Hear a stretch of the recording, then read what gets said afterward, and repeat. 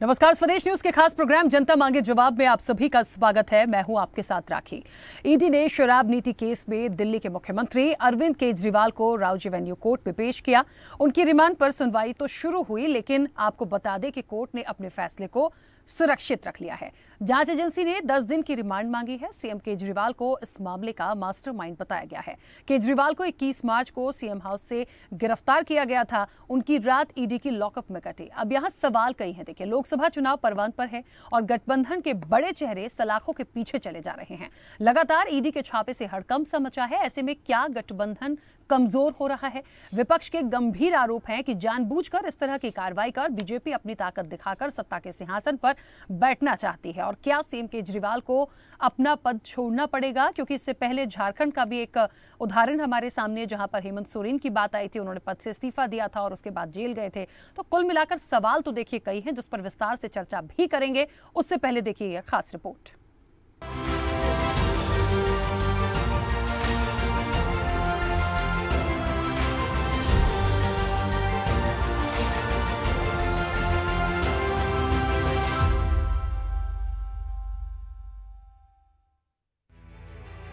प्रवर्तन निदेशालय ने दिल्ली शराब घोटाले मामले में गुरुवार शाम को मुख्यमंत्री अरविंद केजरीवाल को गिरफ्तार किया। ईडी की टीम गुरुवार शाम अरविंद केजरीवाल के आवास पहुंची और करीब 2 घंटे की पूछताछ और आवास पर तलाशी के बाद ईडी ने केजरीवाल को गिरफ्तार कर लिया था। गिरफ्तारी के खिलाफ केजरीवाल की याचिका पर सुप्रीम कोर्ट की विशेष पीठ के समक्ष भी सुनवाई होनी थी, लेकिन केजरीवाल ने अपनी याचिका वापस ले ली है। दिल्ली की मंत्री आतिशी ने कहा कि केजरीवाल दिल्ली के सीएम बने रहेंगे, जेल से सरकार चलाएंगे। केजरीवाल के वकील अभिषेक मनु सिंघवी ने कोर्ट से कहा कि ट्रायल कोर्ट में रिमांड की कार्रवाई सुप्रीम कोर्ट की सुनवाई के साथ टकरा रही है, इसलिए ट्रायल कोर्ट में हम पहले रिमांड प्रोसीडिंग पर लड़ेंगे और फिर एक और याचिका के साथ सुप्रीम कोर्ट जाएंगे। उधर केजरीवाल की गिरफ्तारी के विरोध में आप कार्यकर्ताओं ने दिल्ली में आईटीओ में प्रदर्शन किया। दिल्ली सरकार के 2 मंत्रियों आतिशी और सौरभ भारद्वाज को पुलिस ने हिरासत में लिया है। पंजाब के मुख्यमंत्री भगवंत मान केजरीवाल के परिवार से मिलने उनके घर पहुंचे। वहीं राहुल गांधी के केजरीवाल के परिवार से मिलने की भी चर्चा रही। इस पूरे घटनाक्रम पर सियासत भी तेज हो गई है। तमाम साथी गठबंधन ने केजरीवाल की गिरफ्तारी पर बीजेपी पर जमकर निशाना साधा। जैसे ही लोकसभा चुनाव की घोषणा हुई, उन्होंने अरविंद केजरीवाल को झूठे आरोपों में जेल में डाल दिया है। लेकिन सभी दिल्ली वाले, सभी देश वाले और सभी आम आदमी पार्टी के जाबाज कार्यकर्ता अरविंद केजरीवाल जो लड़ाई लड़ रहे थे, उस लड़ाई को लड़ देंगे, लड़ते रहेंगे, लड़ेंगे, जीतेंगे। केजरीवाल जी को गिरफ्तार करके पूर्व उदाहरण दे दिया है सरकार ने कि सरकार बदलने पर कोई भी मुख्यमंत्री जो है चुनकर आ जाए, वो गिरफ्तार हो सकता है। भारतीय जनता पार्टी की सरकार श्री नरेंद्र मोदी जी क्या विपक्ष विहीन चुनाव कराना चाहते हैं? पहले झारखंड के मुख्यमंत्री को गिरफ्तार कर लिया जाता है, पुराने केस में अब तक चार्जशीट नहीं। अब दिल्ली के मुख्यमंत्री श्री अरविंद केजरीवाल को गिरफ्तार कर ले रहे हैं कथित शराब घोटाले में, जिसकी की जांच बरसों से चल रही है, अभी तक चार्जशीट नहीं। अरविंद केजरीवाल को ईडी ने दिल्ली शराब घोटाले के किंगपिन यानी सरगना बताया। ईडी ने कोर्ट में 28 पेजों की दलीलें पेश की। राउज एवेन्यू कोर्ट में हुई सुनवाई। के कविता ने 100 करोड़ रुपए आपको दिए।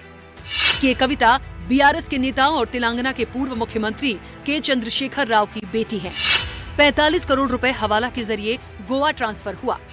केजरीवाल ने कविता से मिलकर शराब नीति पर काम करने को कहा था। ईडी की माने तो 2 बार कैश ट्रांसफर हुआ। मनीष सिसोदिया ने भी इस मामले में मुख्य भूमिका निभाई। ईडी ने कहा कि केजरीवाल दिल्ली शराब नीति को बनाने में सीधे तौर पर शामिल थे। केजरीवाल ने रिश्वत लेने के लिए कुछ खास लोगों का फेवर किया। इससे हुई इनकम का इस्तेमाल आम आदमी पार्टी ने गोवा चुनाव में किया था। अब एक तरफ तो अरविंद केजरीवाल की गिरफ्तारी, दूसरी तरफ देश भर में आम आदमी पार्टी का जमकर प्रदर्शन। इतना ही नहीं, बयानों और ट्वीट के जरिए भी गठबंधन के सहयोगियों ने बीजेपी सरकार को खूब कोसा। लेकिन इसका कितना प्रभाव आगामी लोकसभा चुनाव पर पड़ेगा, ये देखने वाली बात होगी। स्पेशल रिपोर्ट, स्वदेश न्यूज।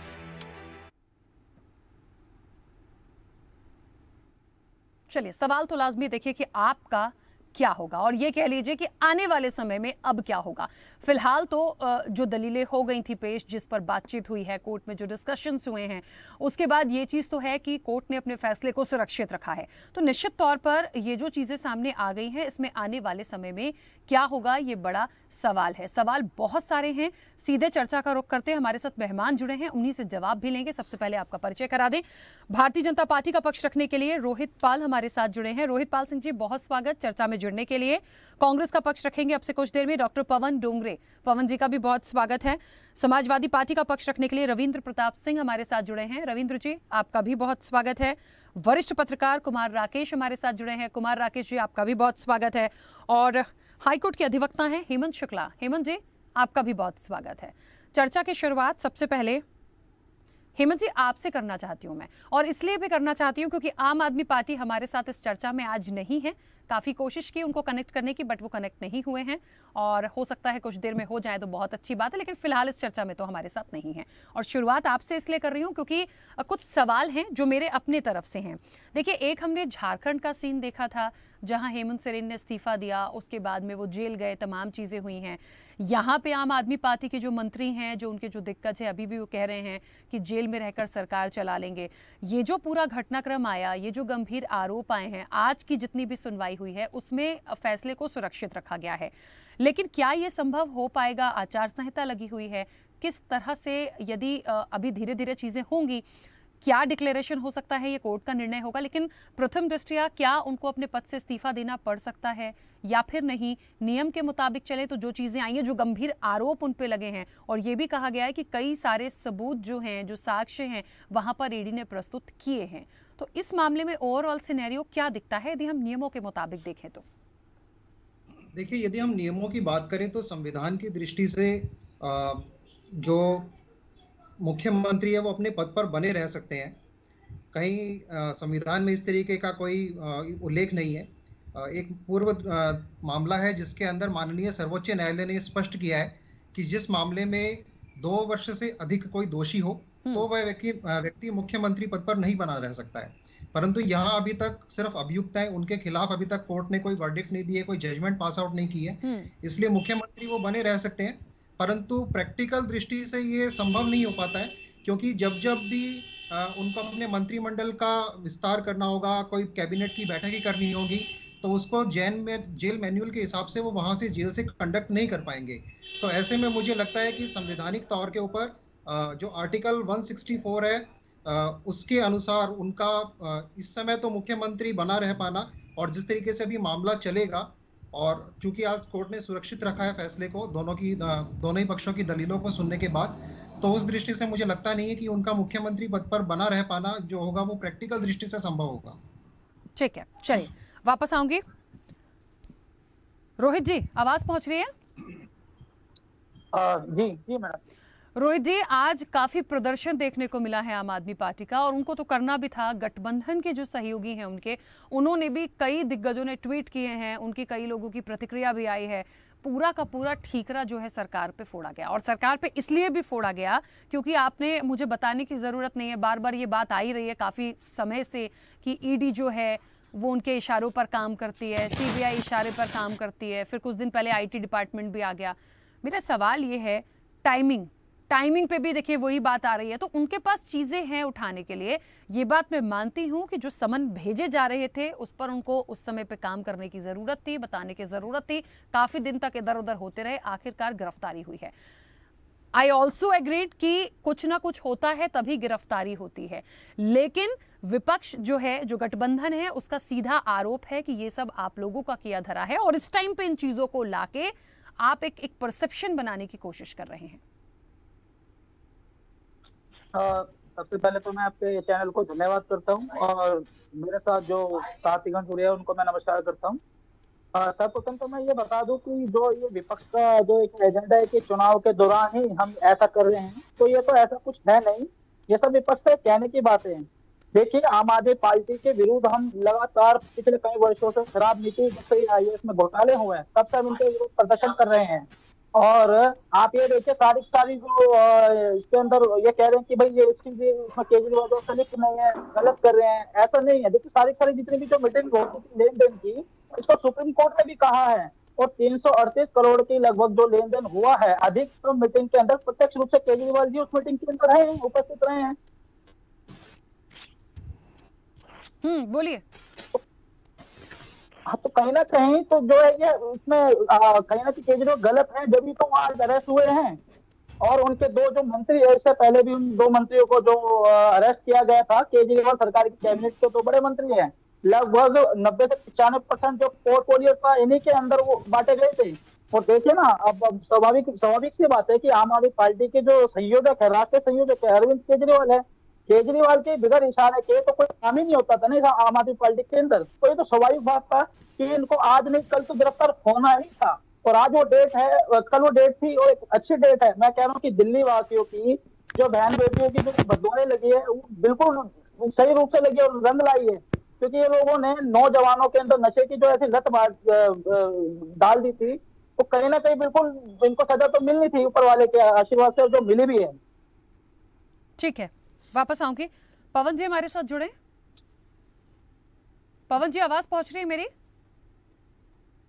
चलिए, पवन जी हमारे साथ नहीं जुड़े हैं। रविंद्र प्रताप जी, आवाज पहुंच रही है? रविंद्र जी, चलिए, रविंद्र जी का भी शायद कुछ टेक्निकल इशू है। कुमार राकेश जी, आवाज पहुंच रही है मेरी? जी। कुमार राकेश जी, मिल रही है आपको? जी बिल्कुल आ रही है। आज कई सारे स्टेटमेंट्स को देखा सुना, अमूमन रोज ही ये तो देख रहे हैं, कौन सच्चा है कौन झूठा है ये मुझे लगता है फैसला कोर्ट लेगी। लेकिन वाकई में देश की सियासत में जो चीजें चली आ रही हैं, ये वाकई में अपने आप सवाल खड़े करती हैं कि किसको सही माने किसको गलत माने। एक तरफ लगता है कि कोई भी गिरफ्तारी ऐसी नहीं हो सकती, दूसरी तरफ लगता है कि गठबंधन जो कह रहा है टाइमिंग पर सवाल, क्या वो भी जायज़ है। आज अन्ना हजारे का स्टेटमेंट मैंने एक जगह पढ़ा और उन्होंने कहा कि जो हुआ समय के मुताबिक ठीक भी हो जाता है। अच्छा, थोड़ा सा अजीब भी लगा कि वो ऐसी बातें क्यों कह रहे हैं, लेकिन उन्होंने लिखा कि जब नई शराब नीति की बात हो रही थी तब उन्होंने ऐसा लिखा कि केजरीवाल जी को उन्होंने शायद बोला था, समझाया था इस चीज पर बहुत ज्यादा इंप्लीमेंट नहीं करना, लेकिन बावजूद हुआ, शायद उसका खामियाजा भुगत रहे। ओवरऑल सिनेरियो यदि देखें, आपका क्या मत है? देखिए, ये जो जब से सरकार बनी और सरकार बनने के पहले ये 2012, ये आप पार्टी है 2011 लास्ट में 2012 में रजिस्टर्ड हुई, उसके पहले इंडिया अगेंस्ट करप्शन चलाते थे। मैं लंबे में नहीं जाऊंगा, बात 10-11 साल का इनका इतिहास है। उसमें अन्ना हजारे जैसे व्यक्तित्व को के कंधे पे मैं सब बोलूंगा बंदूक रख करके इन्होंने लूट का काम शुरू किया। और देखिए, एक लाइन है, कोई ऐसा सगा नहीं जिसको केजरीवाल ने ठगा नहीं। दूसरा, उनकी जो प्रवृत्ति रही है चोरी और सीना जोड़ी की, पूरे उनके उपक्रम में देखेंगे कि झूठ बोलने में यदि विश्व में कोई अवार्ड दिया जाए उनको और कोई ऐसा नोबेल पुरस्कार हो, तो मेरा विचार है उसमें श्री माननीय अरविंद केजरीवाल को उसका पुरस्कार मिलना चाहिए, यदि झूठ बोलने को लेकर के है। यदि आप गूगल दबाएंगे, पहले 280 झूठ बोलने की पूरी घटनाक्रम थी, अब लगता है कुछ उन्होंने मैनेज किया है, करीब 60-70 हैं जो झूठ उनके अभी भी गूगल पे उपलब्ध हैं। तो एक तो हमारी राजनीतिक जीवन में, चाहे हमारे सामाजिक जीवन में या घर में, झूठ एक्सेप्टेबल नहीं है, कहीं से भी नहीं है। और देखिए, उन्होंने अपना महल बनाया, वो अपने पैसे से तो नहीं बनाया। पहले एक मैं संक्षेप में बात कर रहा हूँ, लंबी बात हो जाएगी, कांग्रेस को अंदर कर देंगे। ये मेरा पुड़िया है, शीला दीक्षित को मैं जैसे सरकार बनेगी वो जेल में होगी। बाद में पता चला उनके पास जाके चाय और नाश्ता कर रहे हैं। उसके बाद बच्चों की कसम, मैं कोई गाड़ी नहीं लूंगा, मैं कोई सुविधा नहीं लूंगा, कोई सरकारी नहीं लूंगा, सारा कुछ वही किया। जो जो बोला उसका उल्टा किया। उसके अलावा ये जो शराब नीति का जो मामला है, इस शराब नीति के मामले में जो भी एजेंसी ने काम किया है, कोई भी एजेंसी किसी के खिलाफ ऐसे आरोप नहीं लगा सकती, केस नहीं कर सकती, मजाल नहीं है, उसके लिए कोर्ट भी है। अभी 14 महीने से मनीष सिसोदिया जो है जेल में है, कोर्ट में सुनवाई हो रही है, वहां तो कोई सरकार नहीं जा रही, चाहे वो मोदी की सरकार हो चाहे सोनिया की सरकार हो, वहां तो नहीं जा रहे हैं। कोर्ट देखता है डॉक्यूमेंट। और कल जो घटनाक्रम हुआ कोर्ट में, और कोर्ट ने जो अपने को रिजर्व कर लिया, ये बार बार इनकी तानाशाही की हद देखिए कि हम नहीं जाएंगे। आप आम आदमी की बात करते हैं, आप कोर्ट नहीं जाएंगे, सम्मान का 9 सम्मान दिए गए, आप हैं क्या? आप पहले देश के नागरिक हैं, हम सब पहले देश के नागरिक हैं। हमारा प्रथम दृष्टया कर्तव्य है कि जो भी हमारा मौलिक कर्तव्य है, नैतिक कर्तव्य है, उसका पालन करना। तो अभी जो पूरे घटनाक्रम में देखें और जितने लोग हैं, उसके पहले भी फोर्ड फाउंडेशन, इस तरह से कई फाउंडेशन उन्होंने पैसे लिए थे, उसका कंट्रोवर्सी हुआ। ये शराब नीति तो एक छोटा सा घटनाक्रम है, यदि इसकी भी फाइल खुलेगी, ये आदमी भारतीय राजनीति का सबसे झूठा, सबसे बड़ा करप्ट साबित होगा। लेकिन हाँ, सबसे बड़ी बात है राखी कि इसने हमारे भारत की जनता का, हम आपका, जो कोई भी अब अगला आदमी ईमानदारी की बात करके राजनीति में आएगा या फिर उसके बाद कहेगा कि हम स्वच्छता लाना चाहते हैं, लोग एक बार पकाएंगे, अपने को कंट्रोल करेंगे। आपको याद होगा जितने यहाँ पैनलिस्ट हैं, खड़ग सिंह की एक कहानी पढ़ी थी हमने स्कूल में। खड़ग सिंह का घोड़ा था, लंबा नहीं, मैं बस 3 लाइन में बोलूंगा। उसको एक जो है वो चुरा के ले गया, वो साधु बन करके आया, तो उसने कहा देखो तुम ले जाओ घोड़ा, मुझे कोई दिक्कत नहीं है, लेकिन किसी को मत बोलना तुमने साधु बन के हमारे घोड़े को ले जा रहे हो। लोग साधु पर विश्वास करना छोड़ देंगे। तो आप समझिए उस घटनाक्रम से अरविंद केजरीवाल के उस प्रवृत्ति को समझिए, और जिस तरह से उन्होंने देश के पैसे को, हमारे टैक्स पेयर के पैसे को लूटने का काम किया है, इसे कोई माफ नहीं करेगा। कोर्ट किया, आम जनता भी माफ नहीं करेगी।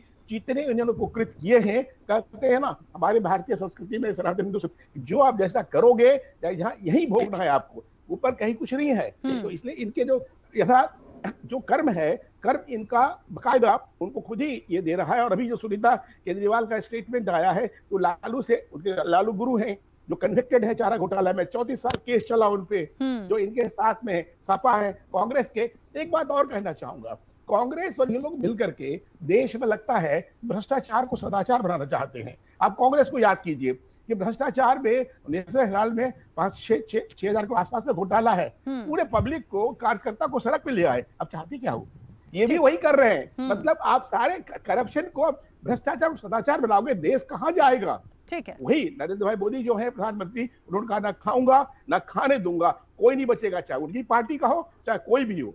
ऐसा नहीं है कि लोग बोलते हैं कि नहीं हम उनके पार्टी बीजेपी के कई लोग पे केस चल रहे हैं, मैं आपको पूरा डाटा दे सकता हूं।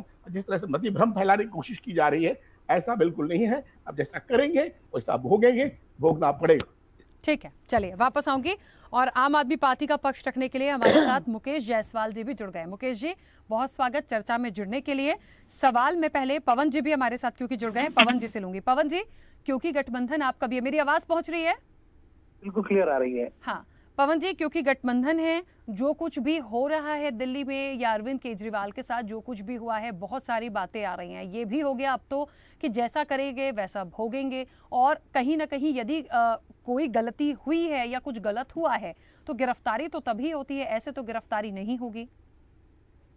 देखिए, एक बात बहुत क्लियर बताना चाहता हूँ कि लोकशाही की हत्या करने का काम कर रही है बीजेपी। जिस तरीके से दड़पशाही कर कर अरविंद केजरीवाल जी को गिरफ्तार किया गया है बगैर कोई प्रूफ के, इनके पास कोई सबूत नहीं थे, उनको इंक्वेस्ट के लिए बुलाया गया है, और इंक्वेस्ट के लिए बुलाने के बाद में अगर वो बोल रहे हैं कि भाई मुझे इससे कुछ लेना देना ही नहीं है, और आप उनको जबरदस्ती अरेस्ट कर रहे हैं। अरेस्ट इसलिए कर रहे हैं कि लोग कहीं ना कहीं जिस तरीके की मूवमेंट बीजेपी कर रही है, अभी थोड़ी देर पहले इनके प्रवक्ता को सुन रहा था मैं, क्योंकि लाइन में तभी मैं ज्वाइन हुआ था, ये बता रहे थे कि कांग्रेस और बाकी सारे लोगों का करप्शन का सदाचार करने का चल रहा है। मैं पूछना चाहूंगा, इलेक्टोरल बॉन्ड के नाम के ऊपर भारतीय जनता पार्टी जो पिछले सिर्फ 10 साल में सत्ता के अंदर आई है। पवन जी, इसके पहले जो अपना पक्ष रख रहे थे वो वरिष्ठ पत्रकार कुमार राकेश जी हैं, वो किसी पार्टी से नहीं है। ओके। तो मेरा एक आपको बोलना है कि जैसा भारतीय जनता पार्टी के बारे में मैं बात कर रहा हूं, बीजेपी के जो इलेक्टोरल बॉन्ड्स है, ये इलेक्टोरल बॉन्ड्स के नाम के ऊपर उन्होंने अभी 7,000 करोड़ रुपए उनके खाते में जमा कर लिए है, जबकि कांग्रेस 70 सालों से राज करती है, तो सिर्फ कांग्रेस के पास में 700 करोड़ रुपए ही है बैंक में, और बीजेपी के पास में 10 सालों के अंदर 7,000 करोड़ आ गए। तो आप इमेजिन कीजिए कि देश को कौन लूट रहा है, देश को कौन तकलीफ दे रहा है, किस तरीके की लोकशाही है। लोकशाही की हत्या हो रही है, लोकशाही की हत्या हो रही है, दबशाही लाई जा रही है। पवन जी ठीक है, ये देखिए इलेक्टोरल बॉन्ड वाली जो बात आप कर रहे हैं, ये भी एक जांच का विषय है, पूरी तरह से क्लैरिटीज तो अभी हुई नहीं है, ये एक अलग विषय हुआ। हम क्योंकि अरविंद केजरीवाल और जिस मुद्दे पे हम बात कर रहे हैं, क्योंकि ये पूरी रिपोर्ट में है। सर मेरा सवाल सुन लीजिए पहले, फिर आप बोलिएगा। जो आज पूरी रिपोर्ट कोर्ट के समक्ष रखी गई है, जो दस्तावेज रखे गए हैं, उसमें कहा गया है एक बड़ा गंभीर आरोप जो है वो ये भी है, उसके शायद कुछ पेपर्स भी मिले हैं कि ईडी की जासूसी करवाते थे, ईडी के अफसर्स की जासूसी करवाते थे अरविंद केजरीवाल। मतलब इस तरह के कुछ डॉक्यूमेंट्स तक उन्होंने वहां पेश किए हैं कोर्ट में। राखी जी, एक बात बताना चाहूंगा, ईडी को जिस तरीके से और जिस ताकत से भारतीय जनता पार्टी ने देश पे यूज किया है, ये बात छोटे बच्चों तक छुपी नहीं है। यानी लोगों को ये पता है कि भाई अगर आपके ऊपर किसी तरीके का आरोप लगाया जा रहा है और आप भारतीय जनता पार्टी में प्रवेश करते हो, तो बीजेपी को वॉशिंग पाउडर निरमा कहा जा रहा है, मोदी डिटर्जेंट कहा जा रहा है कि वहां पर जाने के बाद में आपके पाप पूरी तरीके से धुल जाएंगे। और ऐसे कई उदाहरण आपके सामने है, क्योंकि केजरीवाल जैसे नेता आज उनको अपोज कर रहे हैं पूरी ताकत के साथ में, तो भारतीय जनता पार्टी की ये दड़पशाही है, लोकशाही को हत्या करने का ये प्रयास है और उसके लिए वो पूरी तरीके से ताकत लगा रहे हैं। और देखिए देश का हाल उन्होंने क्या किया है, महंगाई कहां गई, बेरोजगारी कहां गई। केजरीवाल ने जिस तरीके से मूवमेंट किया दिल्ली के अंदर, उनको दबाने के लिए जिस तरीका का इन लोगों ने प्रयास किया, इन्हीं को नहीं, इनके बाकी पार्टी के भी लोग, यानी जो लोग भारतीय जनता पार्टी को विरोध करेंगे उसको केंद्र की ईडी जैसी एजेंसियां उनके ऊपर छोड़ी जाएंगी, उनको ताकत के साथ में दबाया जाएगा, उनको पूरी तरह से रौंदा जाएगा और उनको कहा जाएगा कि भाई आपको या तो शांत रहना है, नहीं तो आपको हमारे साथ आना है। ठीक है। फिर ऐसे कई उदाहरण है पूरे देश में, ऐसे कई उदाहरण है जिनको इन्होंने ईडी की धमकी देके इनको अपने तरफ में किया। और ईडी की पूरी ये जितनी प्रॉब्लम्स आई है 95% सिर्फ विरोधकों के साथ में, इनके साथ में कोई नहीं है, इनका एक भी नेता का कोई प्रॉब्लम नहीं है।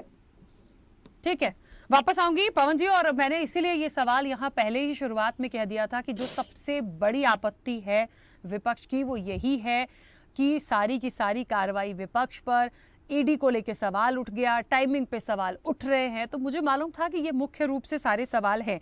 मुकेश जी भी हमारे साथ क्योंकि जुड़े हैं। मुकेश जी, आम आदमी पार्टी शायद ऐसी कोई कल्पना नहीं की होगी कि ये तमाम चीजें होती, बट हुई हैं। मनीष सिसोदिया के बाद ये सिलसिला चला, धीरे धीरे अरविंद केजरीवाल जी तक पहुंच गया है। अब आगे क्या? क्योंकि एक बात बहुत स्पष्ट है, ठीक है सारी चीजें आएंगी, सामने आएंगी, क्लियर होती जाएंगी, लेकिन इतना आसान नहीं होता। जब कोई मामला चला जाता है ना कोर्ट में तो वो चलता रहता है, लेकिन उसके पहले ये इलेक्शन है और आप गठबंधन का एक अहम हिस्सा हैं। कैसे चीजों का सॉल्यूशन निकलेगा? हुई है, साफ दिख रहा है कि 400 पार के लिए जो नारा दे रहे थे, इनका जो डर था 400 पार हम नहीं कर पाएंगे, तो उसका रास्ता क्या है? उसका रास्ता है कि विपक्ष के जो प्रमुख नेता हैं उनको जेल में बंद कर दो। जो प्रचार में नहीं जाएंगे तो जनता के बीच अपनी बात नहीं रखेंगे, तो जनता के बीच अपनी बात नहीं रखेंगे तो जेल में डाल दो, सबसे बेहतर तरीका है। मेरा एक ही सवाल है भारतीय जनता पार्टी और मोदी जी से, ये केस कब ओपन हुआ? 2 साल पहले। तो 2 साल पहले क्या ईडी के पास सबूत नहीं थे? 2 साल पहले क्यों नहीं गिरफ्तार किया? सिर्फ लोकसभा चुनाव के 1 महीने पहले आचार संहिता लगी हुई है इस देश के अंदर। ये देश भारत के लिए नहीं, पूरी दुनिया के लिए काला अध्याय है। आचार संहिता लगी हुई है, रात को 9 बजे गिरफ्तार किया जा रहा है। ये किस कारण से किया जा रहा है? आप भ्रष्टाचार की बात कर रहे हैं, अभी हमारे वरिष्ठ पत्रकार कह रहे थे कि हम अरविंद केजरीवाल ने कहा था हम 4 कमरों के मकान में रहेंगे, बेटे की कसम खाते हैं। अरे भाई, संवैधानिक दृष्टिकोण से जो आपको सुविधाएं दी जाएगी वो तो लेना पड़ेगा। कोई हाईकोर्ट जज बोल दे जज बनने के बाद कि मैं बंगले में नहीं रहूंगा हाईकोर्ट जज में और मैं यहाँ पे सुविधाएं नहीं लूंगा। अरे संवैधानिक दृष्टिकोण से जो आपको सुविधाएं लेनी पड़ेगी, जो प्रोटोकॉल। लेकिन मुकेश जी उसका भी एक क्राइटेरिया होता है, सबको एक फिक्स दिया जाता है कि किसकी क्या सीमा है, वो उसमें रहेगा। हाँ, बिल्कुल सही कहना। अगर अरविंद केजरीवाल ने कोई भ्रष्टाचार किया है तो उसके घर से लाखों करोड़ रुपए मिलने चाहिए, वो तो मिले नहीं। मनीष जी के घर में 1 रुपया नहीं मिला, चवन्नी नहीं मिली। ये कथा कथित ये जो घोटाला बनाया गया, और आप सबूत की बात कर रहे हैं, ईडी किसकी एजेंसी के उसमें काम कर रही है? उनके पास, उनके साथ टोरंटो के जो ऑनर थे जिनको पहले ईडी ने गिरफ्तार किया, फिर उसको फर्जी मेडिकल सर्टिफिकेट बना के आप उन्हें बेल दे दी और मेडिकल सर्टिफिकेट जो बेल हुई उसका विरोध नहीं किया ईडी ने। तो साफ दिख रहा है ना कि सरकारी गवाह बना लो, सरकारी गवाह बनाने के बाद किसी का भी नाम ले लो, अब बाद में कोर्ट में प्रूफ करते रहिए ना। और जो अभी जो कानून बना 2016 उसमें बेल का प्रावधान ही नहीं है। आपको ट्रायल ही करना पड़ेगा। तो 1 साल से 1.25 साल हो गए मनीष सिसोदिया जी की ट्रायल शुरू ही हो गई। ये ट्रायल कौन शुरू करेगा? ट्रायल कानून जो पुलिस वाले हैं वो चालान पेश करते हैं, उसके बाद ट्रायल शुरू होगी। अभी भी उनकी विवेचना चल रही है। उनको पता था कि 2024 का चुनाव है लोकसभा में, ये हार रहे हैं बुरी तरह भारतीय जनता पार्टी। जनता के बीच में ये काम के लिए नहीं जा रहे हैं, ये 370 लेके जा रहे हैं, राम मंदिर लेके जा रहे हैं। हम स्वागत करते हैं, 370 आपने अलग कर दिए, हम स्वागत करते हैं। राम मंदिर बना दिया आपने, स्वागत कर। अरे काम कितने किया? 10 करोड़ लोगों को रोजगार दे दिया क्या आपने? 15 लाख लोगों को, एक व्यक्ति को 15 लाख रुपए आएंगे, वो दे दिया क्या? उस पर बात नहीं करेंगे। बेरोजगारी घट रही है, उसके बाद भी 80 करोड़ लोगों को हम राशन दे रहे हैं। अरे 80 करोड़ लोगों को आप रोजगार व्यवस्था करिए ना, स्किल डेवलपमेंट करिए कि लोग रोजगार पे जाए, उसकी बात नहीं करेंगे। राजनीतिक लाभ के लिए, सत्ता के लाभ के लिए चरम पे तानाशाही इस देश के अंदर चल रही है। और तानाशाही का जो शुरुआत थी वो कहीं सत्येंद्र से शुरू करी, फिर मनीष जी को करी, आप सांसद संजय सिंह का कोई रोल ही नहीं है इसमें ईडी का। सरकार में सांसद का कोई रोल नहीं होता। उसके बाद रात में 9 बजे आप गिरफ्तार कर रहे हैं, ये तानाशाही नहीं तो क्या है? आप उनके परिवार के लोगों से मिलने नहीं दे रहे हैं, ये तानाशाही है कि नहीं है? तो साफ दिख रहा है कि घर परिवार के लोगों से मिलने नहीं मिल रहा है, तो साफ तानाशाही है। और डर है, उसका डर सामने दिख रहा है। तो विपक्ष के लोगों को आप गिरफ्तार करके जेल में दो। तो आज बताइए, पिछले 2 साल में भारतीय जनता पार्टी अपने कितने नेताओं के ऊपर ईडी के छापे मरवाए? जिन नेताओं के ऊपर छापे मारे, अगर उन्होंने भारतीय जनता पार्टी में शामिल हो गए, ईडी की जांच बंद हो गई। ठीक है, वापस आऊंगी। चलिए मुकेश जी, रोक रही हूँ, बीच में वापस आऊंगी। रविंद्र जी, आवाज पहुंच रही है मेरी? रविंद्र जी देखिए, क्योंकि कहीं ना कहीं मुझे लगता है, मैं गठबंधन की बात करूं, अलायंस की बात करूं, सभी लोग हैं उसमें, सब एक तरफा है। मतलब एक तरफ भारतीय जनता पार्टी पीएम मोदी है, दूसरी तरफ गठबंधन है। इलेक्शन है, मुद्दे हैं, नोकझोंक होती है, सब कुछ ठीक है। ये जो सिनेरियो है छापे वाला या भ्रष्टाचार वाला या इस तरह की जो चीज़ें आ रही हैं, एक तो ये अच्छा मैसेज नहीं देती वो किसी के लिए भी आए। दूसरी चीज़ ये क्या वाकई एक परसेप्शन बनाने की कोशिश है कि किसी भी बड़े चेहरे को या वो जो यदि एक ऐसा वो थोड़ी भी ताकत रखता है उसके लिए चीज़ों को क्रिएट किया जाए। लेकिन मैं एक पल के लिए मान भी लीजिए कि बीजेपी करती है, मान भी लीजिए, लेकिन क्या बिना किसी सबूत प्रमाण के आप चीज़ों को किसी को भी जेल कैसे करवा देंगे? ये भी तो एक सवाल है। आज यदि कोई चीजें मिल रही हैं तो कोई तथ्य होंगे, ऐसा तो नहीं है। मुझे लगता है ईडी पे ना सही, कोर्ट पे तो भरोसा किया जा सकता है। उसको तो मुझे नहीं लगता कोई डिनाई करेगा उनके डिसीजन को या किसी भी चीज को। वो तो साफ कह देते हैं कि पूरे प्रमाण दे दीजिए आप सामने। मैं इस बात से आपके सहमत हूँ। देखिए क्या होता है कि लोकतंत्र कोई एक इंडिपेंडेंट बॉडी तो नहीं है, ये बहुत सारी शीर्ष संस्थाओं से मिलकर बना है। तो जब कोई व्यक्ति जो सत्ता में होता है बहुत भयावह होता है, डरने लगता है, तब वो सारी संस्थाओं को नष्ट करता है। ऐसा मोदी जी कर रहे हैं। अब ऐसा करने से क्या है, क्योंकि हो सकता है वो डर रहे हैं कि अभी जो आगामी लोकसभा चुनाव हम हारेंगे, और इतना गड़बड़ी इन्होंने कर रखा है, इलेक्टोरल बॉन्ड, पीएम केयर घोटाला, सेना की जमीन बेच देने में जो अनियमित तरीके से बदलाव किए गए, इससे अब आती है। आप कह रही हैं कि अगर उनके पास सबूत नहीं था तो क्यों गिरफ्तार किया? तो संज्ञेय अपराध में बिना किसी सबूत के गिरफ्तार कर सकते हैं। और जो पीएमएलए में जो संशोधन हुआ है उस अनुसार तो आप पीएमएलए किसी पे लगाइए तो आप गिरफ्तार कर सकते हैं। अब जरा पीएमएलए की स्थितियां देख लीजिए देश में क्या है।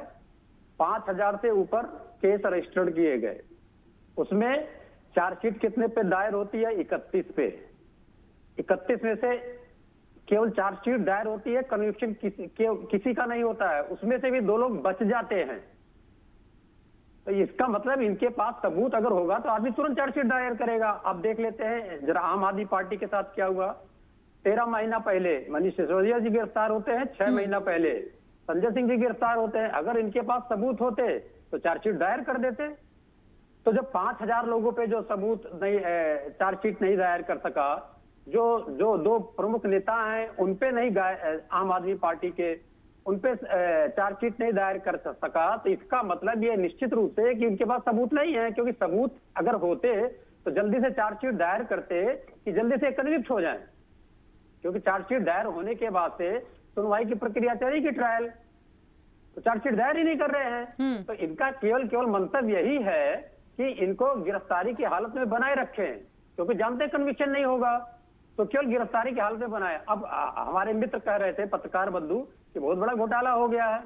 इस सरकार के जो घोटाले हैं वो विश्व में रिकॉर्ड पैदा करने वाले हैं। इलेक्ट्रल बॉन्ड के, पीएम केयर फंड के, फिर सीएजी ने एक घोटाला खोला था जिसमें 6-7 घोटाले एक साथी थे और उनके सीएजी को हटा दिया गया, संबंधित व्यक्ति को, जिसमें द्वारका एक्सप्रेसवे का था, HAL हिंदुस्तान एरोनॉटिक्स का था घोटाला, NHAI जो टोल वसूलती है उसमें भयंकर घोटाला था, आयुष्मान कार्ड में घोटाला था, फिर एक भारतमाला प्रोजेक्ट है उसमें घोटाला था, तो इस अयोध्या में जो प्रोजेक्ट चल रहे हैं उसमें घोटाला था। ये सब सीएजी ने कहा तो उनको हटा दिया गया। तो घोटाले का रिकॉर्ड भारतीय जनता पार्टी ने बना रखा है। सरकार आज नहीं तो कल बदलेगी, ये सारे घोटाले भी खुलेंगे, ऐसा नहीं कि खुलते नहीं है। और अगर आपके अंदर दम था तो आप कन्विक्ट कराए होते। अब तक अगर 2 लोग कन्विक्ट हो गए होते आम आदमी पार्टी के, तो आपकी विश्वसनीयता नहीं या ईडी की विश्वसनीयता प्रश्न में नहीं आती। ये तो आप खुद ही बता रहे हैं कि घोटालेबाज हम हैं, नाम दूसरे का लेंगे। तो जो आपने कहा था कि परसेप्शन बदलना चाहते हैं, इस तरीके से बता, हम घोटालेबाज हैं लेकिन दूसरे को परसेप्ट करा रहे हैं कि ये घोटालेबाज है। तो ये केवल हताशा है नरेंद्र मोदी जी की, और इस हताशा का परिणाम इसी लोकतंत्र में एक बार मिल चुका है, फिर मिलेगा। हो सकता है इसी 2024 में मिल जाए। ठीक है, वापस आऊंगी मैं। हेमंत जी, आपसे सवाल ले रही हूँ क्योंकि अभी रविंद्र जी जिन बातों को उठा रहे थे, चाहे पीएमएलए कोर्ट का भी आया हो, उसके दायरे का बात आई हो, बाकी लोग जो पहले से जेल में हैं उनकी चार्जशीट की बात आई हो, तो कुछ सवाल ऐसे हैं जो लाजमी से हो जाते हैं। मुझे लगता है कानूनन रूप से उसका बेहतर जवाब आप ही दे पाएंगे कि क्या वाकई कोई चीज़ें हैं तो फिर चार्जशीट दायर होनी थी, यदि वक्त लग रहा है तो उसके पीछे क्या वजह हो सकती है। दूसरी चीज़ एक और बड़ी महत्वपूर्ण है, जो आरोप अरविंद केजरीवाल पर आज लगाए हैं ईडी ने, और कोर्ट ने अपने फैसले को सुरक्षित रखा है, जब भी चीज़ें सामने आएंगी पता चलेंगी। लेकिन इस तरह के कोर्ट में कुछ ऐसी भी तो चीज़ें होती हैं कि रिहाई होगी नहीं होगी, बहुत मुश्किल भी हो जाएगा, ये सारे पॉइंट्स भी यहाँ पर देखने पड़ेंगे। देखिए राखी जी, मैं 2-3 चीजें स्पष्ट कर देना चाहता हूँ। पहली बात तो ये कि पीएमएलए एक्ट के अंदर पुलिस के पास में, ईडी के पास में व्यापक पावर्स होती हैं किसी भी व्यक्ति को अरेस्ट करने की। और जहां बात आती है सबूतों की, ये आपने जैसा पूर्व में कहा, यदि सबूत होते हैं तो कोर्ट उसको देखती है और उसके बाद में निर्णय लेती है। तो जब तक सबूतों को देखने का स्टेज आता है कोर्ट के अंदर, तब तक जो एक्यूज्ड पर्सन होता है वो इतना ज्यादा हैरेस्ड हो चुका होता है पहले ही कि सपोज एविडेंस की स्टेजेस आती है कोर्ट के अंदर 1-2 साल बाद में, तो ऐसे के अंदर एक्यूज्ड पर्सन जिसके ऊपर अगर वो निर्दोष भी होगा तो वो 1-1.5 साल अगर कस्टडी में रहेगा तो वो ऑलरेडी बहुत ज्यादा हैरेस्ड हो चुका होगा। बिल्कुल। आपने जो पूछा चार्जशीट की बात, हाँ। तो चार्जशीट के लिए सीआरपीसी के अंदर सेक्शन 167 होती है और वो कहती है कि 90 दिन के अंदर चार्जशीट पेश हो जानी चाहिए कोर्ट में।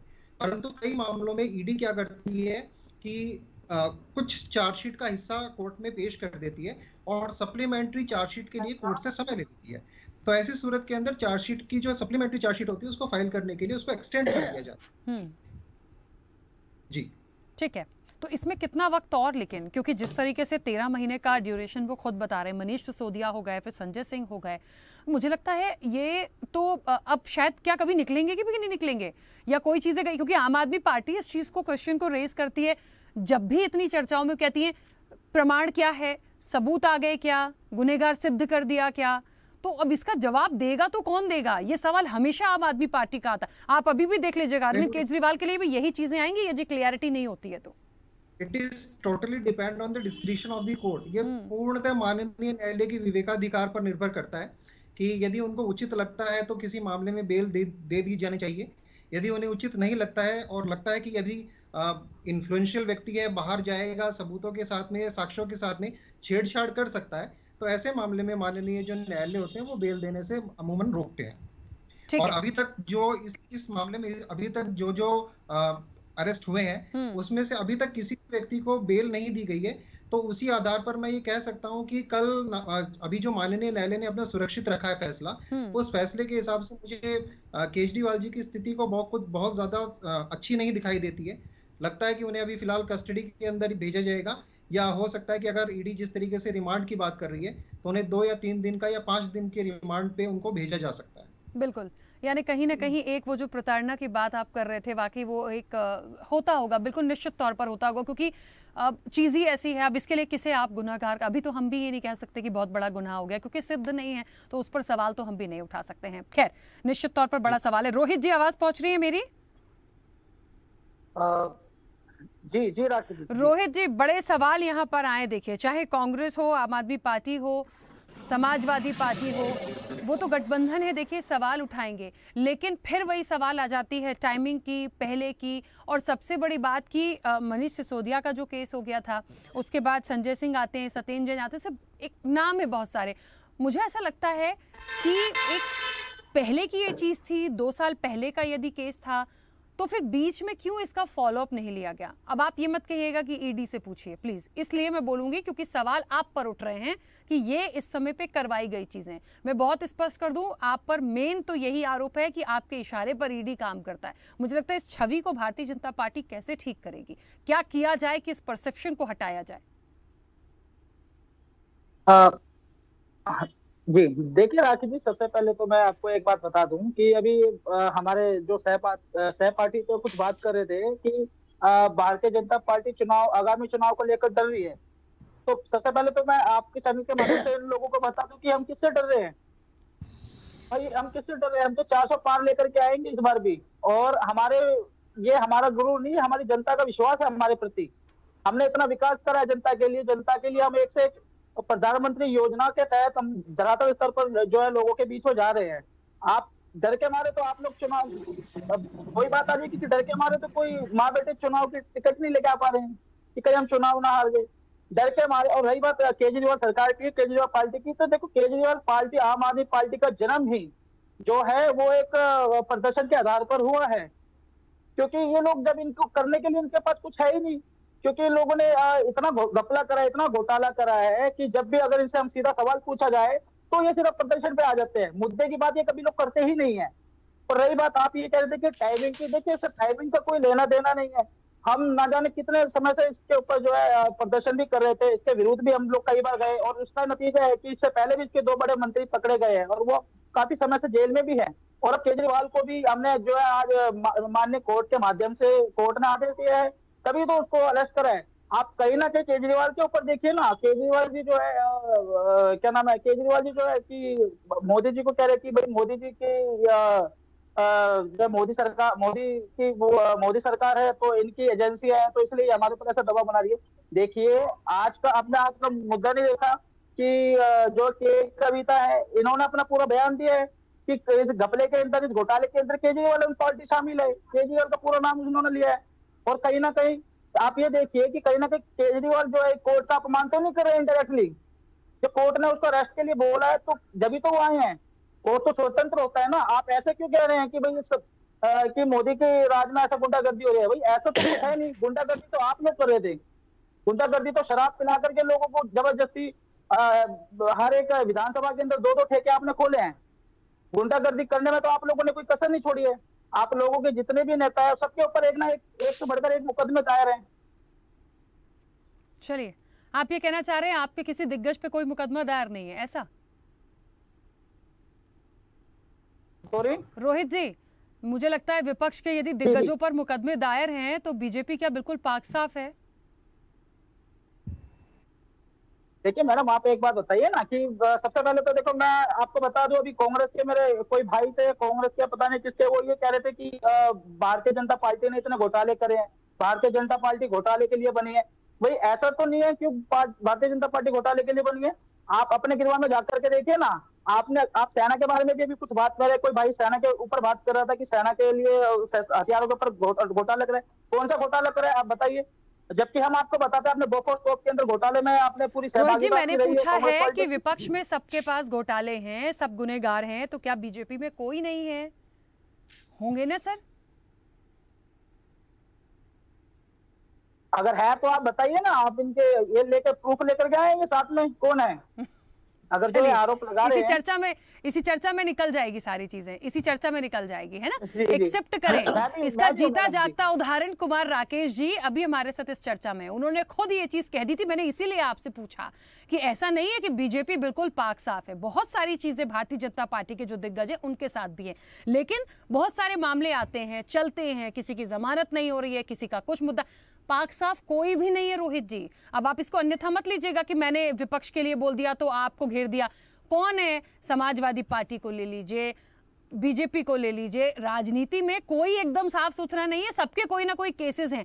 बात ये हो रही है कि जो जैसे हैं वो चल रहे हैं, कितने गंभीर हैं, किस तरह की धाराएं हैं, क्यों सजा नहीं हुई, क्या कोई सबूत नहीं मिला, किस तरह के किस तरीके से काम हो रहा है, इलेक्शन टाइम आ रहा है तो क्यों इतना ज्यादा एक अलग परसेप्शन बन रहा है। बात उसकी हो रही थी, बात सिर्फ उसकी हो रही थी। मुझे ना कुमार राकेश जी आपसे एक सवाल लेना है। मैं समझ चाहता हूँ मैम, थोड़ा सा मैं कुछ जोड़ना चाहता हूँ। जल्दी से बोलिए, जल्दी से बोलिए। परसेप्शन तो ये इसलिए ये मुद्दा इसलिए उछाल रहे हैं ना, क्योंकि इनके पास चुनाव जीतने के लिए, चुनाव में लड़ने के लिए ही, हमारे सामने टिके रहने के लिए कोई मुद्दा ही नहीं है। ये बेवजह में जो है इस मुद्दे को लेकर के आ रहे हैं। उनके पास बहुत सारे मुद्दे हैं, वो कहते हैं महंगाई मुद्दा है, विपक्ष कहता है भ्रष्टाचार मुद्दा है और जातिगत जनगणना मुद्दा है, उनके पास मुद्दे ही मुद्दे हैं, ऐसा विपक्ष कहता है। भ्रष्टाचार क्या कांग्रेस के काल में नहीं है, कांग्रेस का काल क्या बिल्कुल सुनहरा काल था। अब रोहित जी हम आपस में बहस ना करें इस पर। आपने कहा उनके पास मुद्दे नहीं, तो मैंने बता दिया उनके पास मुद्दे। व्यक्तिगत चर्चा में जाएंगे तो सर मेरे पास लंबी फहरिस्त है, मेरा तो रोज का काम है सर। ठीक है, चलिए वापस आऊंगी। कुमार राकेश जी, मुझे ना दो चीज बड़ी अटपटी लगती है और अब लगने लगा है कि कभी कोई नहीं सुधर सकता राजनीति में, और इसलिए क्योंकि ये तो देखिए कोर्ट का फैसला है, जो आएगा आएगा। यहाँ पे दो बातें, अभी एक तरफ आम आदमी पार्टी या जिस तरह से ये घटनाक्रम सामने आया, जो गठबंधन के लोग हैं वो ये कहते हैं कि मोदी जी निराश हैं, हताश हैं और इसलिए इस तरह की चीज़ें करवा रहे हैं, दबाव बनाने की कोशिश है। ठीक है, मुझे एक बात समझ नहीं आती, अभी रोहित जी जैसे भारतीय जनता पार्टी का पक्ष रख रहे थे, उन्होंने यहाँ पे बोला कि जो माँ बेटे हैं वो तो टिकट ही नहीं ले रहे हैं, उनको खुद ही डर है कि वो हार जाएंगे। ये इसका प्रमाण कैसे बीजेपी के पास है भाई? इसका परसेप्शन कैसे आप बना रहे हो? कोई और प्लानिंग नहीं हो सकती क्या? क्या जरूरी है कि राहुल गांधी या सोनिया गांधी या कोई और दिग्गज की टिकट नहीं हो रही है या वो लड़ना नहीं चाहते तो हम कह दे कि नहीं भाई वो हार के डर से अपनी सीट छोड़ रहे हैं? वो एक अलग बात है, लेकिन इसका प्रमाण कौन देगा? हाँ कुमार राकेश जी, आप ही से बोलिए। एक्चुअली बीच में वॉइस आपका ब्रेक हो गया था, इसलिए मैं समझ नहीं पाया आपके सवाल को। प्लीज रिपीट करेंगे आप? कुमार राकेश जी, मैं ये पूछ रही थी, दो बातें हैं। देखिए, राजनीतिक रूप से पक्ष विपक्ष कभी नहीं सुधरेंगे। अरविंद केजरीवाल का मुद्दा भी जो है वो कोर्ट के पास है, अब हम उसमें देखते हैं क्या चीजें आती है। मैं जानना ये चाह रही हूँ कि अभी जो गठबंधन के लोग हैं वो ये कहते हैं मोदी जी डरे हुए हैं, बीजेपी डरी हुई है और इसीलिए जो गठबंधन की पावर है उसको दबाने की कोशिश कर रही है, ये चीजें हो रही हैं। दूसरी तरफ बीजेपी, अभी रोहित जी कह रहे थे कि जो माँ बेटे हैं, राहुल गांधी हैं, सोनिया गांधी हैं, ये खुद ही डर के मारे अपने टिकट नहीं ले रहे हैं कि हम तो हार जाएंगे। तो ये दोनों बातों का परसेप्शन ये कैसे सबूत दे रहे हैं? मतलब गठबंधन कैसे कह रहा है कि मोदी जी निराश है? कोई सबूत है आपके पास कि वो किस चीज से डरे? या बीजेपी के पास कोई प्रमाण है कि आप कह रहे हैं वो डर के मारे टिकट नहीं ले रहे? क्यों ऐसी बातें बोल रहे हैं जब कोई है ही नहीं? तो मुद्दों की बात करिए ना। मैं रोहित जी की बात को थोड़ा सा करेक्शन कर देता हूं। हाँ। कि सोनिया गांधी जी का स्वास्थ्य उस लायक नहीं है, इसलिए वो राज्यसभा से आ गई वो संसद में, और वो राज्यसभा संसद में नहीं आएंगी तो जितने केसेस पे बेल पे चल रही हैं वो इम्यूनिटी नहीं मिलेगी। उसी तरह से वायनाड से उनका नाम घोषित हुआ है राहुल गांधी का। अमेठी वो छोड़ चुके हैं, अमेठी में लड़ने की उनकी हिम्मत नहीं है। पिछले जितने वर्षों से 20 साल से वहां रहे हैं, कुछ काम नहीं किया उन्होंने। तीसरी बात, जो परसेप्शंस की बात है जो आप कह रही थी, उसमें कई ऐसे फैक्ट्स आए हैं। हमारे जितने विद्वान दोस्त हैं उन्होंने 2-3 बातें कही। उस बात में जैसे कि इनकी प्रॉब्लम क्या है विपक्ष की, ये लोग किसी भी फैक्ट्स को सही तरीके से रखते नहीं। रविंद्र प्रताप जी ने बोल दिया 10-12 पुतले घोटाले, अरे आप रखिए, कोर्ट में जाइए, बीजेपी को घेरिए, चाहे वो ईडी हो या सीबीआई हो। और नंबर 1, नंबर 2, ईडी सीबीआई या पहले 2014 के पहले कांग्रेस का तोता कहा जाता था सीबीआई को, वही सेम सीबीआई थी। तो भाई अमृत को नहीं दोस्त को साईं, भय भी न होने प्रीत, वो तो दोनों बातें हैं, एक साथ नहीं चल सकती। और आज जो भी हेमंत जी ने अच्छी बात कही, 28 मार्च तक का मैं अपडेट कर रहा हूं, उनको ईडी ने रिमांड पे लिया है। आज 22 तारीख है, 6 दिन का रिमांड है।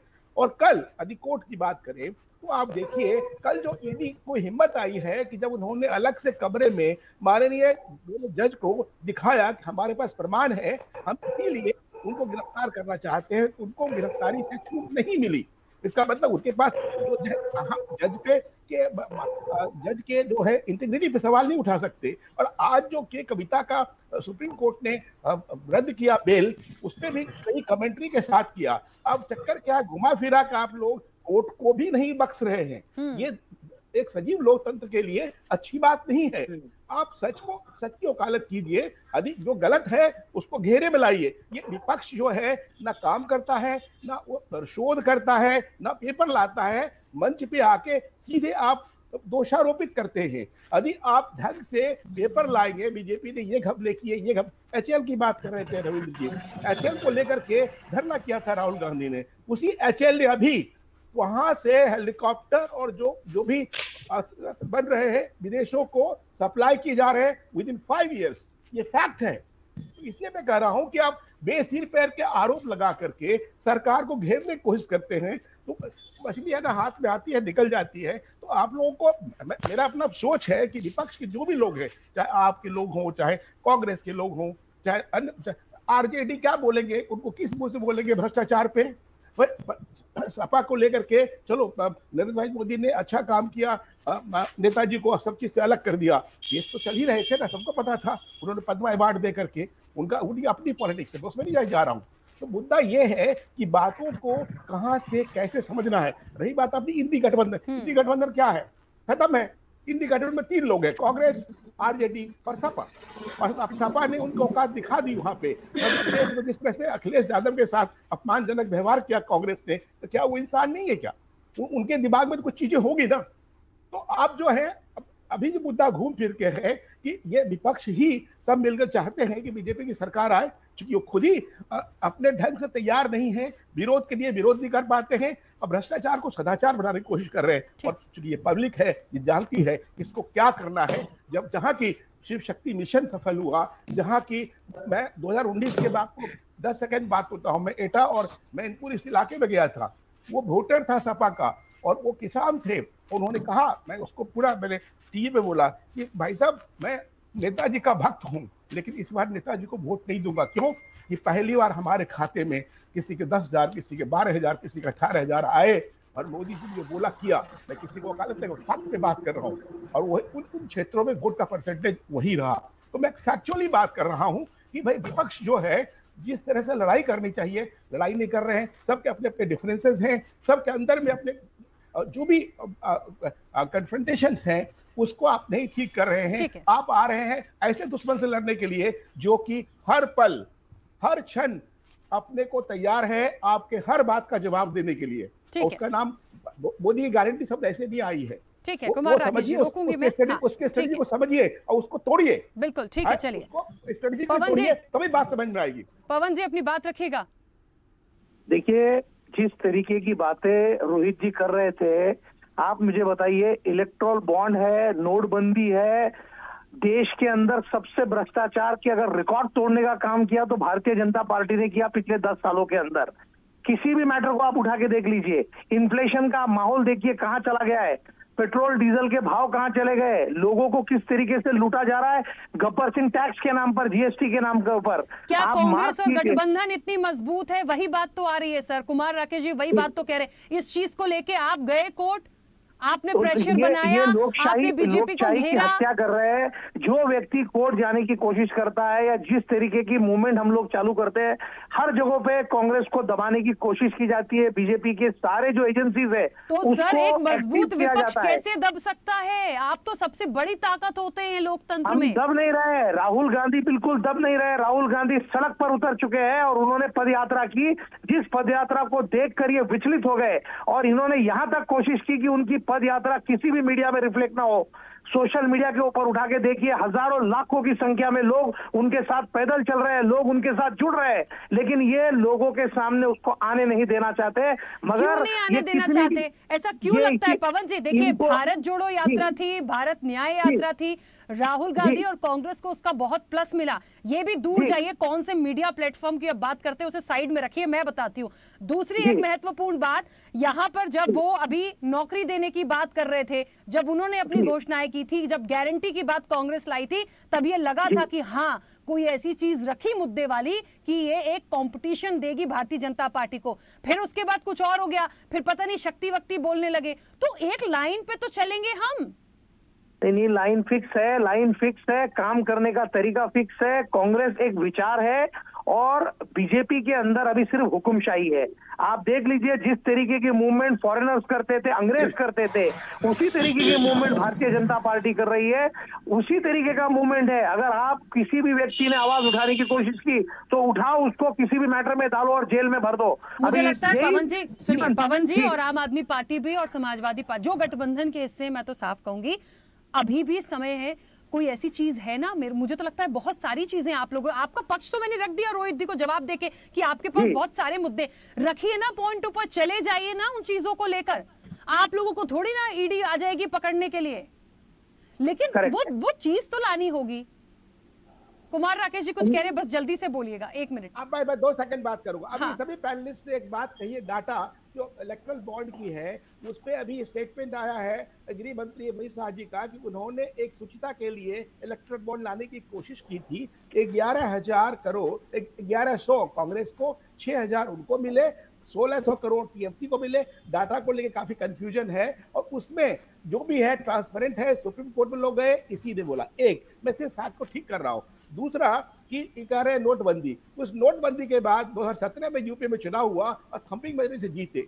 इसका मतलब क्या है? वो पब्लिक है, वो डिसाइड कर रही है। मैं 2 बातें करना था, आप पब्लिक को, मजाज को नहीं समझ पा रहे हैं। मुकेश जी, क्योंकि समय की सीमा आपकी बात रखेगा। कुमार राकेश जी रोकूंगी मैं, उनकी प्रतिक्रिया नहीं आ पाएगी। मुकेश जी जल्दी से थोड़ा। जी देखिए, निश्चित ही जो भी चुनाव है, चुनाव में आप लड़ाई लड़िए ना लोकतंत्र में, लेकिन ये कौन सा तरीका है कि जेल भेज के लड़ाई लड़ेंगे? आपको लड़ाई लड़नी है तो मैदान में लड़िए, चुनाव में लड़िए, लेकिन जेल भेज के, जो आप बात रही साबूत की बात, तो सबूत रखने के लिए समय होता है, ट्रायल चलती है, उस बात में समय लग जाता है। लेकिन बेसिकली प्राइमरी फेसी में तो आपको न्यायालय के अंदर आपको गिरफ्तार कर दिया, जेल भेज दिया। अब आप अपना कोर्ट में प्रूफ करते रहिए। 302 किसी के ऊपर लग जाता है चलते हुए रास्ते में, उसको तो कोर्ट 302 का मुकदमा बना के भेज दिए। अब वो कई साल बाद वो बरी होता है, 20 साल बाद। तो प्राइमा फेसी में तो यही होता है ना कि जिसको अधिकार रहता है, आज ईडी को अधिकार है किसी को भी गिरफ्तार करने का, वो गिरफ्तार करके जेल में, तो आप बाद में अपने आप को प्रूव करते रहेगी, आप निर्दोष है और वो न्यायालय देखती रहेगी। लेकिन अभी जो वर्तमान स्थिति देश के अंदर चल रही है वो डर का माहौल है। रही बात आप जो कह रहे थे कि अभी आपने कहा कि कौन सा ईडी जाएगी, यहाँ पे मध्य प्रदेश में व्यापक घोटाला हुआ, कौन सा ईडी ने जांच कर ली? उज्जैन महाकाल घोटाला हुआ, कहाँ से कौन सी जांच चल रही? कोई घोटाला नहीं हुआ है। 2 मध्य प्रदेश में। ये किसकी कमजोरी है? ये किसकी कमजोरी है? आप मुझे बताइए, ये किसकी कमजोरी है? विपक्ष काय के लिए है? क्यों है? क्या आप मुद्दे नहीं उठा सकते? सर मैं बार बार बोल रही हूँ, गठबंधन हो, विपक्ष हो, बड़ी ताकत होता है। आप लोगों का होना बहुत जरूरी है। भारतीय जनता पार्टी भले बोलती रहे कांग्रेस मुक्त और फलाना मुक्त, उससे कुछ नहीं होगा। हमने जांच की बात करी, लेकिन आज तक जांच नहीं हो रही। चलिए ठीक है, रविंद्र प्रताप जी आप भी अपनी बात जल्दी से रख लीजिए क्योंकि समय हो गया है। बात कर दे रहा हूं, जब ठीक है मुकेश जी, छोटे कार्यकर्ता को डिटेन किया जाता है, रात में पुलिस पहुंच जाती है उसके घर पे। ठीक है मुकेश जी, देखिए मैं कोई ऐसी बात तो कर नहीं रही हूँ कि मैं एक तरफ बात कर रही हूँ, मैं तो दोनों तरफ से सुझाव दे सकती हूँ, वो दे रही हूँ। रविंद्र जी बात रखिए जल्दी से। डर का माहौल जो बना के कार्यकर्ताओं और पदाधिकारियों को बदल जाए, इनके बड़े नेता। ठीक है मुकेश जी प्लीज उन्हें बोलने दीजिए। रविंद्र जी बोलिए। जनता पार्टी का राजनीतिक चरित्र बताना चाहता हूँ, जो कि उनके एफिडेविट से है। एडीआर की रिपोर्ट के अनुसार 763 सांसदों में से 306 सांसद पे क्रिमिनल बैकग्राउंड के हैं, जिसमें से 139 सांसद भारतीय जनता पार्टी के हैं। उत्तर प्रदेश में 255 विधायकों में से 155 आपराधिक बैकग्राउंड के, यहाँ के मुख्यमंत्री उप मुख्यमंत्री पे गंभीर आरोप लगे हुए हैं। 307, 302 जैसे और 400। तो रविंद्र प्रताप जी कार्रवाई करवाइए, अब तो कांग्रेस भी साथ हो गई है, अखिलेश जी भी पावर में, करवाइए ना कुछ, विपक्ष में है तो।